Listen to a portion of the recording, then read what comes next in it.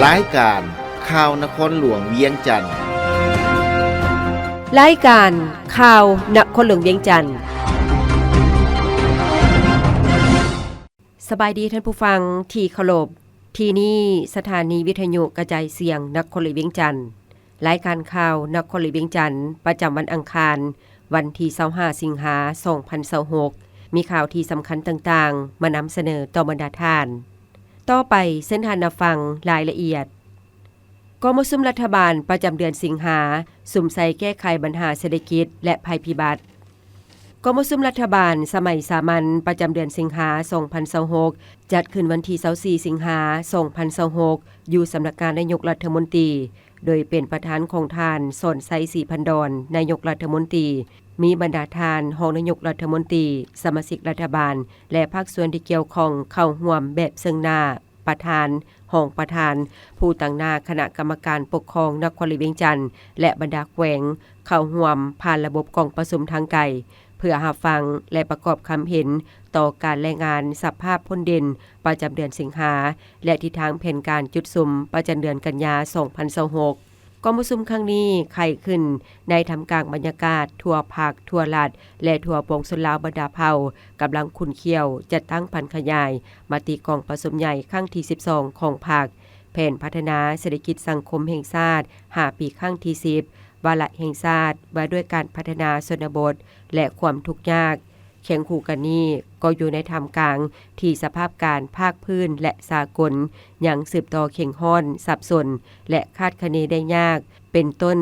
ปัญหาข้อขัดแย้งอยู่เขตตะเวนออกกลางปัญหาสาธารณรัฐสหพันธ์รัสเซียและอูแกนปัญหาทะเลจีนใต้ปัญหาแหลมเกาหลีปัญหาความเข่งห้อนอยู่ประเทศใกล้เคียงซึ่งส่งผลเฮ็ดให้สภาพเศรษฐกิจโลกมีความยุ่งยากอยู่แล้วยังสืบต่อเพิ่มความผันผวนและมีผลกระทบเป็นวงกว้างสำหรับประเทศลาวก็ได้รับผลกระทบจากสภาพการดังกล่าวโดยเฉพาะด้านราคาน้ำมันเชื้อไฟการผันผวนของอัตราแลกเปลี่ยนเงินตราการขนส่งราคาสินค้าค่าครองชีพเพิ่มสูงขึ้น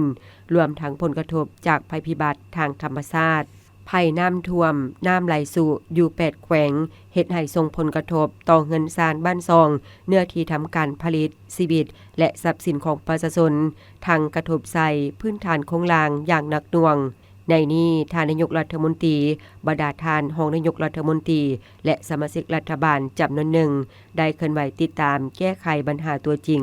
พร้อมทั้งมอบเครื่องช่วยเหลือให้ผู้ได้รับผลกระทบอยู่ท้องถิ่นต่างๆนอกนี้ท่านนายกรัฐมนตรียังได้ชี้นำคณะกรรมการคุ้มครองภัยพิบัติขั้นศูนย์กลางและขั้นแขวงเอาใจใส่ชี้นำและช่วยเหลือเบื้องต้น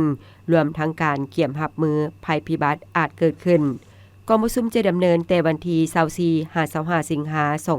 2026โดยจะได้พร้อมกันค้นคว้าปรึกษาหารือประกอบคำเห็นและพิจารณาต่อบรรดาหัวข้อสำคัญคือ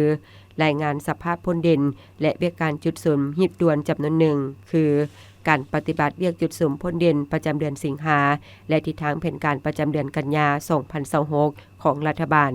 สภาพการคุ้มครองราคาสินค้าและการแก้ไขปัญหาน้ำมันเชื้อไฟสภาพภัยพิบัติที่เกิดขึ้นในปี2026และแผนการเกี่ยมความพร้อมรับมือในท้ายปี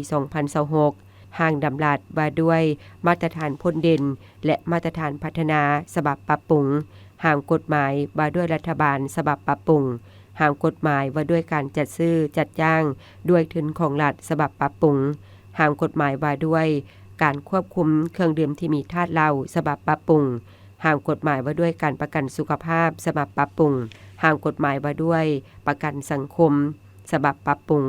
ห่างกฎหมายว่าด้วยการบินพลเรือนฉบับปรับปรุงห่างนโยบายพิเศษต่อการพัฒนาแขวงหัวพันและแขวงพงสาลีห่างคำสั่งว่าด้วยการปรับปรุงนโยบายและเพิ่มทวีการคุ้มครองการพัฒนาเหตุธาตุในระยะใหม่ห่างกฎหมายว่าด้วยการต้านและสกัดกั้นอาชญากรรมทางไซเบอร์ฉบับปรับปรุงห่างกฎหมายว่าด้วยกำลังป้องกันความสงบประชาชนลาวฉบับปรับปรุงห่างกฎหมายว่าด้วยตำแหน่งบริหารของพนักงานรัฐกรฉบับปรับปรุง โอกาสนี้ประธานกองประชุมก็ได้เรียกร้องให้บรรดาสมาชิกรัฐบาลและบรรดาท่านที่เข้าร่วมกองประชุมพร้อมกันเอาใจใส่ค้นคว้าและประกอบคำเห็นอย่างลึกซึ้งแทนกับสภาพความเป็นจริงของแต่ละปัญหาด้วยการเสนอทัศนะอย่างกงไปกงมากระทัดหัดและมีจุดสุมเฮ็ดให้กองประชุมครั้งนี้ได้รับผลเป็นอย่างดีหาลือเกี่ยมจะตั้งปฏิบัติวาระแห่งชาติว่าด้วยการพัฒนาชนบทและแก้ไขความทุกข์ยากกรมพัฒนาชนบทและลดผ่อนความทุกข์ยากกระทรวงเกษตรกรรมและสิ่งแวดล้อม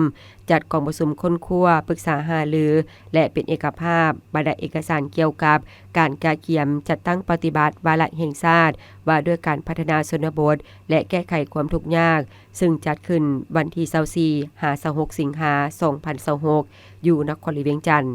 โดยเป็นประธานของทานกิแก้วสิงห์นาวงศ์รองรัฐมนตรีกระทรวงเกษตรกรรมและสิ่งแวดล้อมมีบรรดาท่านหัวหน้ากรมรองหัวหน้ากรมกองเลขาสวยเวียกคณะรับผิดชอบชี้นำการจัดตั้งปฏิบัติวาระแห่งชาติว่าด้วยการพัฒนาชนบทและแก้ไขความทุกข์ยากขั้นศูนย์กลางและภาคส่วนที่เกี่ยวข้องเข้าร่วม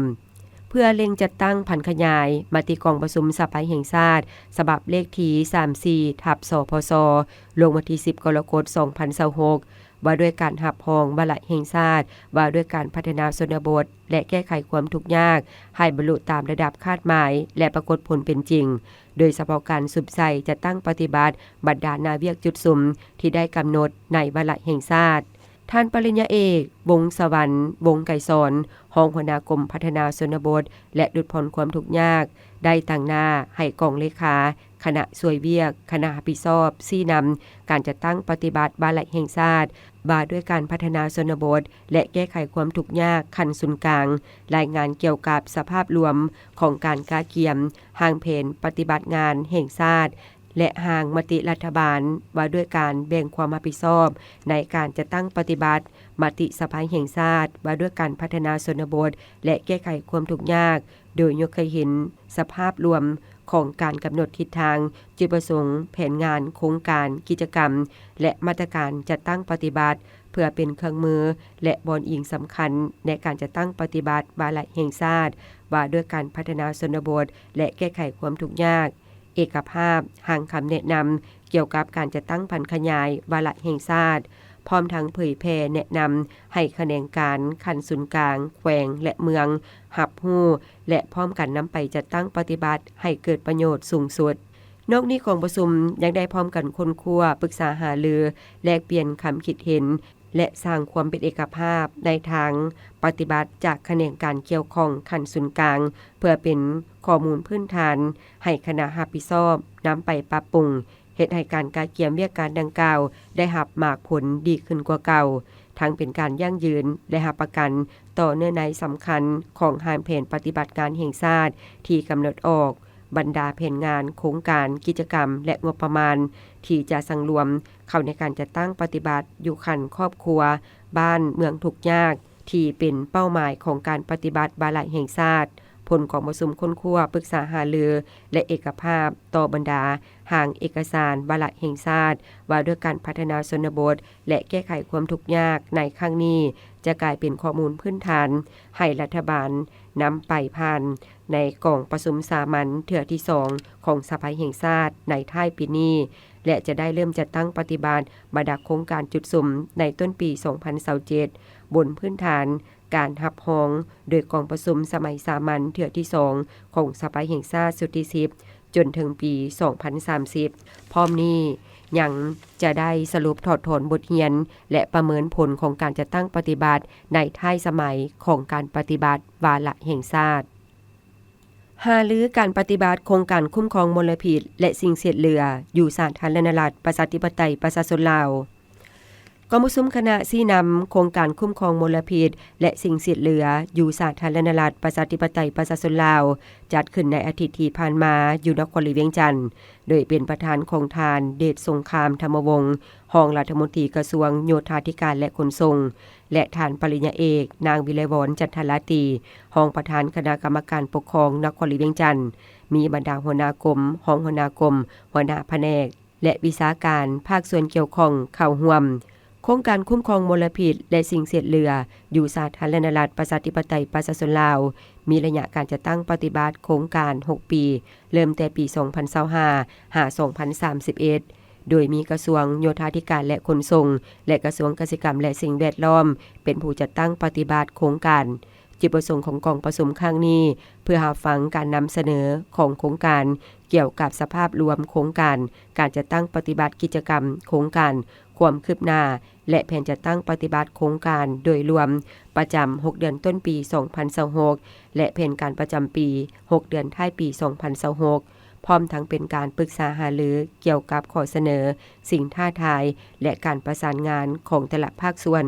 เพื่อเฮ็ดให้การจัดตั้งปฏิบัติโครงการ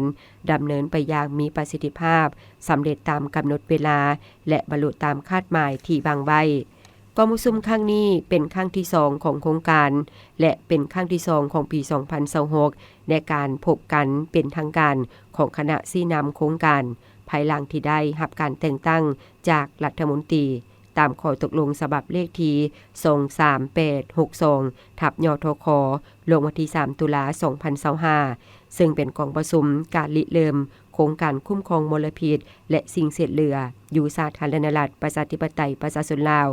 ที่เป็นหนึ่งในโครงการประกอบส่วนในการพัฒนาเศรษฐกิจสังคมแห่งชาติ5ปีครั้งที่9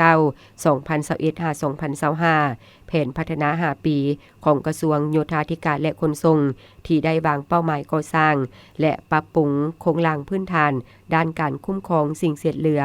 และสนามขี้เหงื่อที่ได้มาตรฐานและเป็นมิตรกับสิ่งแวดล้อมเป้าหมายของโครงการแม่นสอดคล้องกับแผนดำเนินงานแห่งชาติเกี่ยวกับการคุ้มครองพลาสติกปี 2024 หา 2030 ซึ่งได้วางเป้าหมายลดผ่อนปริมาณขี้เหงื่อพลาสติกพร้อมทางยุทธศาสตร์และแผนดำเนินงานการคุ้มครองขี้เหงื่อแบบยืนยงของนครหลวงเวียงจันทน์ปี 2021 หา 2030 และแผนพัฒนาของกระทรวงเกษตรกรรมและสิ่งแวดล้อมแต่ละระยะโครงการนี้จะช่วยเพิ่มทวีความเข้มแข็งในการจัดการคุ้มครองสิ่งเสียดเหลือและมลพิษทั้งเป็นการวางรากฐานด้านโครงสร้างพื้นฐานการคุ้มครองสิ่งเสียดเหลือระเบียบการมาตรการและการดำเนินการปรับปรุงการจัดตั้งสิ่งเสียดเหลือไปสู่การคุ้มครองที่นำใช้ระบบเทคโนโลยีที่ทันสมัยเพื่อยกระดับการติดตามการเข้าถึงการบริการจัดเก็บขี้เหงื่อและการเพิ่มความสามารถในการกุ้มตนเองด้านงบประมาณการเงินของหน่วยงานคุ้มครองสิ่งเสียดเหลือได้รับประสิทธิภาพและประสิทธิผลเพื่อเฮ็ดให้ตัวเมืองของนครหลวงเวียงจันทน์มีความน่าอยู่มีความสะอาดและสวยงามติดตามการจัดตั้งปฏิบัติแผนพัฒนาเศรษฐกิจสังคม6เดือนต้นปีและ6เดือนท้ายปีสภาประชาชนนครหลวงเวียงจันทน์สมาชิกสภาแห่งชาติสุดที่10และสมาชิกสภาประชาชนนครหลวงเวียงจันทน์สุดที่5ที่สังกัดคณะกรรมการเศรษฐกิจและการเงินเคลื่อนไหวเบี้ยการติดตามกฎกาและสุขอยู่การจัดตั้งปฏิบัติแผนพัฒนาเศรษฐกิจสังคม6เดือนต้นปีและทิศทาง6เดือนท้ายปี 2026 อยู่แผนกเกษตรกรรมและสิ่งแวดล้อมนครหลวงเวียงจันทน์ในอาทิตย์ที่ผ่านมาโดยมีทานธนงชัยขุดไพฑูรย์รองประธานสภาประชาชนนครหลวงเวียงจันทน์พร้อมคณะและภาคส่วนที่เกี่ยวข้องเข้าร่วมท่านธนงชัยขุดไพฑูรย์กล่าวว่าการปฏิบัติตามกฎหมายว่าด้วยสภาประชาชนขันแขวงฉบับปรับปรุงฉบับเลขที่57ทับสพสลงวันที่28มิถุนายน2024และมติของสภาประชาชนนครหลวงเวียงจันทน์ฉบับเลขที่009ทับสปนวลงวันที่20มกราคม2026ในการจัดตั้งปฏิบัติบรรดาคาดหมายของแผนพัฒนาเศรษฐกิจสังคม6เดือนต้นปี 2026ที่ติดพันกับแผนกเกษตรกรรมและสิ่งแวดล้อมนครหลวงเวียงจันทน์ซึ่งมีบรรดาคาดหมายที่กำหนดไว้ในแผนพัฒนาเศรษฐกิจสังคมปี 2026โดยเฉพาะโครงประกอบเศรษฐกิจแขนงเกษตรกรรมขยายตัว 4.2 ส่วนห้อยความเอา 12.8 ส่วนห้อยของรวมยอดผลิตภัณฑ์ภายในคาดหมายเกษตรกรรมการปลูกข้าวการปลูกพืชผักปลูกไม้ให้มากการเลี้ยงสัตว์การสนองสิ้นผลิตไข่การสนองปลาและสัตว์น้ำคาดหมายด้านสิ่งแวดล้อมการจัดสรรดินคันเมืองการสำรวจปักหลักหมายเขตสงวนคลองน้ำเวียงจันทน์การสุกอยู่การสำรวจบัตรแทกขึ้นทะเบียนออกใบตาดินบุคคลนิติบุคคลและดินลัด สแกนสำนวนเอกสารตอนดินการแก้ไขปัญหาข้อขัดแย้งเวียกการจดทะเบียนเคลื่อนไหวการแลกเปลี่ยนสิทธิ์นำไส้ที่ดินให้ของการเกษตรกรรมและสิ่งแวดล้อมเมืองการปรับปรุงประเมินราคาที่ดินของนครหลวงเวียงจันทน์ขอตกลงฉบับเลขที่142ทับจนลงวันที่26กุมภาพันธ์2021ว่าด้วยการประเมินราคาที่ดินทั่วนครหลวงเวียงจันทน์การดัดแก้ใบตาดินให้เจ้าของสิทธิ์นำไส้ที่ดินที่ได้รับผลกระทบจากโครงการพัฒนาต่างๆการออกใบอนุญาตการดำเนินธุรกิจเกี่ยวกับที่ดินและคอนโดมิเนียมพร้อมนี้ก็ได้เสนอแนะนำของสมาชิกสภาแห่งชาติและสมาชิกสภาประชาชนนครหลวงเวียงจันทน์โดยได้เสนอให้แผนกเกษตรกรรมและสิ่งแวดล้อมเอาใจใส่บางด้านตามที่ได้กำหนดไว้ในมติฉบับเลขที่009ทับสปนวลงวันที่20มังกร2026คือมาตรการสุ่มใส่เกี่ยวกับการปรับปรุงซ่อมแปลงและฟื้นฟูระบบชลประทานโดยเฉพาะของชลประทานน้ำหูมน้ำสวงและอื่นๆให้รับประกันการสนองน้ำแก่การผลิตของชาวเกษตรกรอย่างทั่วถึงเพื่อสุขอยู่การผลิตเกษตรกรรมรับประกันการเสบียงอาหารภายในให้เพียงพอจัดตั้งปฏิบัติบรรดามาตรการและข้อเสนอของคณะประจำสภาประชาชนที่เสนอต่อองค์การปกครองในกองประชุมสมัยสามัญแต่ละครั้งที่มีความคืบหน้าหน่อยเป็นต้นปัญหาการบุกรุกจับจองที่ดินเขตสงวนข้อขัดแย้งที่ดินและอื่นๆท่านแสงอรุณสุริยวงศ์หัวหน้าแผนกเกษตรกรรมและสิ่งแวดล้อมนครหลวงเวียงจันทน์กล่าวว่าแขนงเกษตรกรรมจะสู่สนให้ขยายตัวตามแผนการปี 3.1 ส่วนห้อยและความเอา 13.31 ส่วนห้อยของ GDP ในระยะ 6 เดือนต้นปีสนองเข้าได้ 34 กิโลต่อคนเท่ากับ 14.7 ส่วนห้อยของแผน230 กิโลต่อคนต่อปีพืชผัก60 กิโลต่อคนเท่ากับ 66.6 ส่วนห้อยของแผนการ90 กิโลต่อคนต่อปีหมากไม้47 กิโลต่อคนเท่ากับ 85.4 ส่วนห้อยของแผนการ55 กิโลต่อคนต่อปีและธาตุซีนได้ 43.7 กิโลต่อคนเท่ากับ 62.4 ส่วนห้อยของแผนการ70 กิโลต่อคนต่อปีการผลิตเป็นสินค้าได้ปฏิบัติตาม10โครงการในนี้อันพ้นเด่นด้านการปลูกฝังข้าว GAP ฤดูแล้งปฏิบัติได้ 1,046 เฮกตาร์ลื่นแผนการ 16.87 ส่วนห้อยคาดคะเนผลผลิต 4,261.39 ตนเท่ากับ 50.3 ส่วนห้อยของแผนการปี 8,469 ตน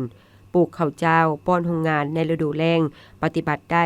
558เฮกตาร์ลื่นแผ่น92ส่วนห้อยเก็บเกี่ยวได้ห้อยส่วนห้อยคาดคะเนผลผลิต 2,118 ตน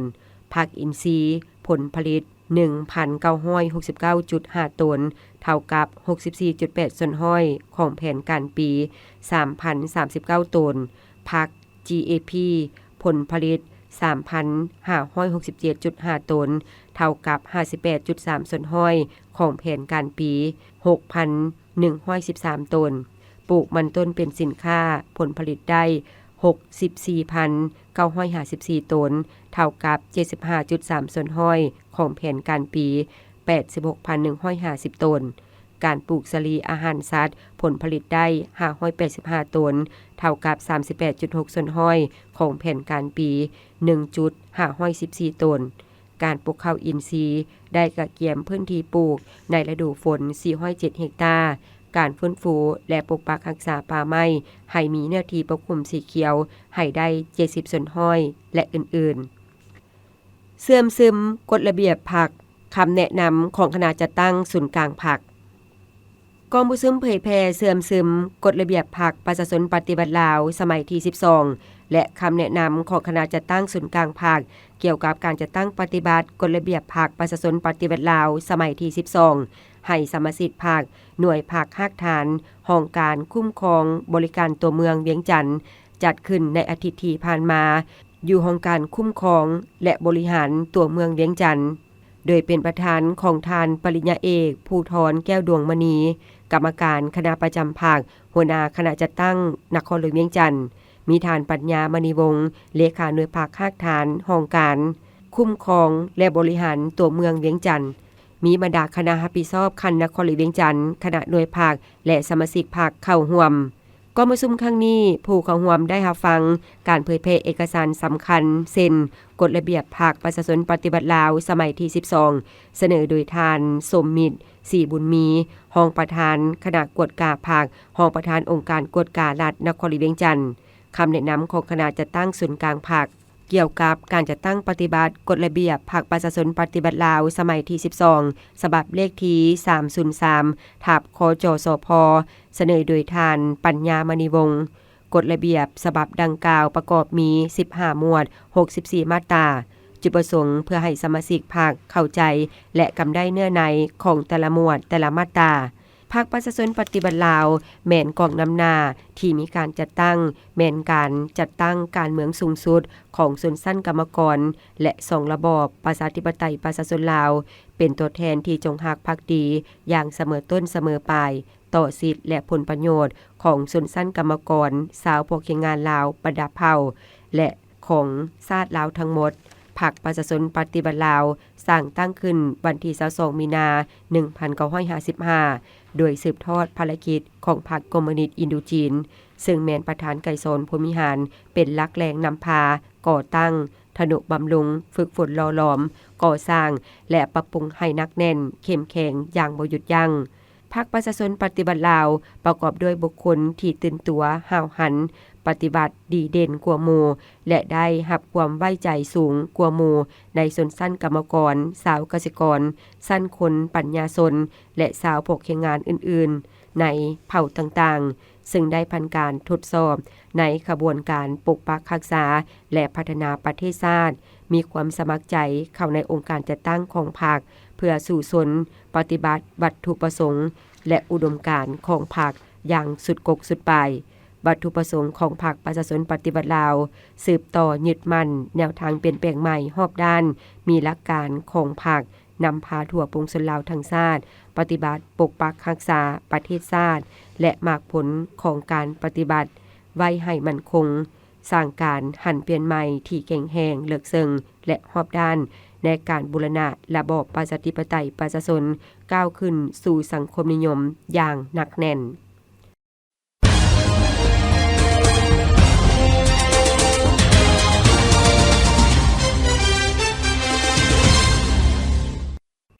ต่อไปเชิญท่านรับฟังข่าวต่างประเทศซื้อขายสินค้าผ่านอิเล็กทรอนิกส์ต้องได้ยั่งยืนทางอิเล็กทรอนิกส์เมื่อบ่ดนมานี้ในกล่องประชุมวิสามัญครั้งปฐมฤกษ์ของสภาแห่งชาติเวียดนามสุดที่16จัดขึ้นเมื่อบ่ดนมานี้อยู่นครหลวงฮานอยสภาแห่งชาติได้ลงคะแนนเสียงรับรองเอากฎหมายว่าด้วยภาษีฉบับปรับปรุงเพิ่มเติมกฎหมายว่าด้วยน้ำมันเชื้อไฟฉบับปรับปรุงและกฎหมายว่าด้วยการเผยแพร่ศึกษาอบรมกฎหมายฉบับปรับปรุงกฎหมายเหล่านี้จะมีผลศักดิ์สิทธิ์นับตั้งแต่วันที่1มีนา2027เป็นต้นไปข่าวระบุว่ากฎหมายว่าด้วยภาษีฉบับปรับปรุงได้ถูกเพิ่มเติมกลไกการคุ้มครองสินค้าส่งออกและนำเข้าผ่านทางธุรกรรมอิเล็กทรอนิกส์เพิ่มเติมเกี่ยวกับการกวดกาและการติดตามกวดกาสินค้าส่งออกและนำเข้าผ่านแพลตฟอร์มการค้าอิเล็กทรอนิกส์สินค้าต่างๆต้องปฏิบัติตามระเบียบกฎหมายด้านภาษีและต้องกวดกาติดตามกวดกาบรรดาองค์การจัดตั้งและส่วนบุคคลอยู่เวียดนามที่ซื้อขายสินค้ากับต่างประเทศผ่านแพลตฟอร์มการค้าอิเล็กทรอนิกส์ต้องได้รับการยั่งยืนทางอิเล็กทรอนิกส์กองประชุมกลไกสนทนายุทธศาสตร์รอบด้านจีนอินโดนีเซียครั้งทำอิฐเมื่อบ่ดนมานี้อยู่นครหลวงจาการ์ตาประเทศอินโดนีเซียท่านหวังอีกรรมการกลุ่มการเมืองศูนย์กลางพรรคคอมมิวนิสต์จีนรัฐมนตรีกระทรวงการต่างประเทศจีนได้ร่วมกับท่านซูจีโอโนรัฐมนตรีกระทรวงการต่างประเทศอินโดนีเซียเป็นประธานกองประชุมกลไกสนทนายุทธศาสตร์รอบด้านจีนอินโดนีเซียครั้งทำอิฐสองฝ่ายได้แลกเปลี่ยนความคิดเห็นอย่างลึกซึ้งซึ่งกันและกันเกี่ยวกับการสุกยู่การสร้างคู่ร่วมชะตากรรมจีนอินโดนีเซียและได้บรรลุความรับรู้ที่เป็นเอกภาพกันอย่างกว้างขวาง สองฝ่ายได้ทบทวนและสรุปคืนความคืบหน้าด้านการร่วมมือในขงเขตต่างๆอย่างรอบด้านเห็นดียึดมั่นการเป็นเจ้าการเป็นเจ้าตนเองทางยุทธศาสตร์เด็ดเดียวสนับสนุนผลประโยชน์ของกันและกันอย่างแน่นแฟ้นประสานสมทบในภารกิจสำคัญคือการพัฒนาและสร้างความมั่นคงให้ดีกว่าเก่าให้การรับประกันที่เข้มแข็งต่อขบวนการปรับปรุงความทันสมัยของสองประเทศตกลงเริ่มวางแผนการเคลื่อนไหว5 ปีระหว่างจีนและอินโดนีเซีย 2027 หา 2031 เพื่อสุกยู่การร่วมมือหาเสาคำหลักอย่างรอบด้านต่อไปเชิญท่านรับฟังข่าวพยากรณ์อากาศประจำวันที่25 สิงหาคม 2026ห้องความกดดันอากาศต่ำยังสืบต่อพัดผ่านอยู่เขตภาคเหนือของประเทศลาวป่องเข้าสู่ลมพายุหมุนเขตฮ้อนนาลาหัวที่19ประจำปี 2026ที่กำลังเคลื่อนที่ผ่านทางภาคเหนือด้านตะวันตกของเกาะไหหนานสมทบกับลมมรสุมตะวันตกเฉียงใต้พัดปกคลุมเป็นส่วนใหญ่ซึ่งจะเฮ็ดให้มีฝนตกฟ้าห้องฟ้าเลื่อมในระดับคอยหาปานกลางอยู่เกือบทั่วไปในแต่ละภาคและจะมีฝนตกหนักอยู่บางท้องถิ่นพอมีลมพัดแรงเป็นบางโอกาสดังนั้นจึงแจ้งเตือนถึงประชาชนบรรดาเผ่าองค์การปกครององค์การจัดตั้งทุกภาคส่วนจงมีสติระมัดระวังต่อกับสภาพฝนตกปานกลางหาตกหนักติดต่อกันหลายวันที่จะเฮ็ดให้มีน้ำท่วมสุท่วมยืงดินเจือนน้ำอังขังในตัวเมืองขอให้ติดตามข่าวพยากรณ์อากาศจากกรมอุตุนิยมและอุตุศาสตร์อย่างต่อเนื่องสภาพอากาศภาคเหนือด้านตะวันออกแขวงพงสาลีมีฝนตกฟ้าห้องฟ้าเลื่อมเนื้อที่ปกคลุมของฝนกว่าเอา30 ส่วนห้อยอุณหภูมิเฉลี่ยระหว่าง19-29 องศาแขวงหัวพันมีฝนตกฟ้าห้องฟ้าเลื่อมเนื้อที่ปกคลุมของฝนกว่าเอา60 ส่วนห้อยอุณหภูมิเฉลี่ยระหว่าง22-27 องศาแขวงเสียงขวางมีฝนตกในระดับคอยเนื้อที่ปกคลุมของฝนกว่าเอา40 ส่วนห้อยอุณหภูมิเฉลี่ยระหว่าง22-26 องศาแขวงอุดมไซมีฝนตกในระดับคอยเนื้อที่ปกคลุมของฝนกว่าเอา40 ส่วนห้อยอุณหภูมิเฉลี่ยระหว่าง24-30 องศาแขวงบ่อแก้วมีฝนตกในระดับคอยเนื้อที่ปกคลุมของฝนกว่าเอา50 ส่วนห้อยอุณหภูมิเฉลี่ยระหว่าง25-30 องศาแขวงหลวงน้ำทามีฝนตกในระดับคอยเนื้อที่ปกคลุมของฝนกว่าเอา40 ส่วนห้อยอุณหภูมิเฉลี่ยระหว่าง23-30 องศา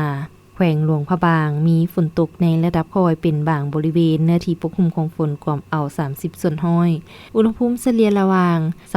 26-31 องศาแขวงไชยบุรีมีฝนตกในระดับคอยเป็นบางบริเวณเนื้อที่ปกคลุมของฝนกว่าเอา30 ส่วนห้อยอุณหภูมิเฉลี่ยระหว่าง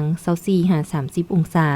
สำหรับนครหลวงเวียงจันทน์มีฝนตกในระดับคอยเป็นบางบริเวณเนื้อที่ปกคลุมของฝนกว่าเอา30 ส่วนห้อยอุณหภูมิเฉลี่ยระหว่าง25-33 องศาภาคกลางแขวงไชสมบูรณ์มีฝนตกในระดับคอยเป็นบางบริเวณเนื้อที่ปกคลุมของฝนกว่าเอา40 ส่วนห้อยอุณหภูมิเฉลี่ยระหว่าง21-27 องศาแขวงเวียงจันทน์มีฝนตกในระดับคอยเป็นบางบริเวณเนื้อที่ปกคลุมของฝนกว่าเอา30 ส่วนห้อยอุณหภูมิเฉลี่ยระหว่าง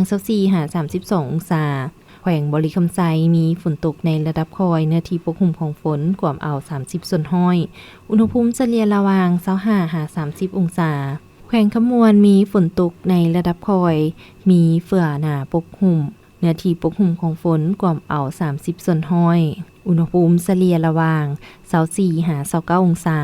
แขวงสวรรณเขตมีฝนตกในระดับคอยเป็นบางบริเวณเนื้อที่ปกคลุมของฝนกว่าเอา30 ส่วนห้อยอุณหภูมิเฉลี่ยระหว่าง26-31 องศาภาคใต้แขวงจำปาสักมีฝนตกในระดับคอยเป็นบางบริเวณเนื้อที่ปกคลุมของฝนกว่าเอา40 ส่วนห้อยอุณหภูมิเฉลี่ยระหว่าง18-32 องศาแขวงสารวันมีฝนตกในระดับคอยเป็นบางบริเวณเนื้อที่ปกคลุมของฝนกว่าเอา30 ส่วนห้อยอุณหภูมิเฉลี่ยระหว่าง26-29 องศาแขวงเซกองมีฝนตกในระดับคอยเป็นบางบริเวณเนื้อที่ปกคลุมของฝนกว่าเอา30 ส่วนห้อยอุณหภูมิเฉลี่ยระหว่าง21-30 องศาแขวงอัตตปือมีฝนตกในระดับคอยเป็นบางบริเวณเนื้อที่ปกคลุมของฝนกว่าเอา30 ส่วนห้อยอุณหภูมิเฉลี่ยระหว่าง26-31 องศา ท่านผู้ฟังที่เคารพรายการข่าวนครหลวงเวียงจันทน์สำหรับภาคนี้ได้เสี่ยงสุดลงเพียงเท่านี้เพชรสมรดงวิไลพร้อมด้วยอุไรวันแสงพระจันทร์อ่านสบายดี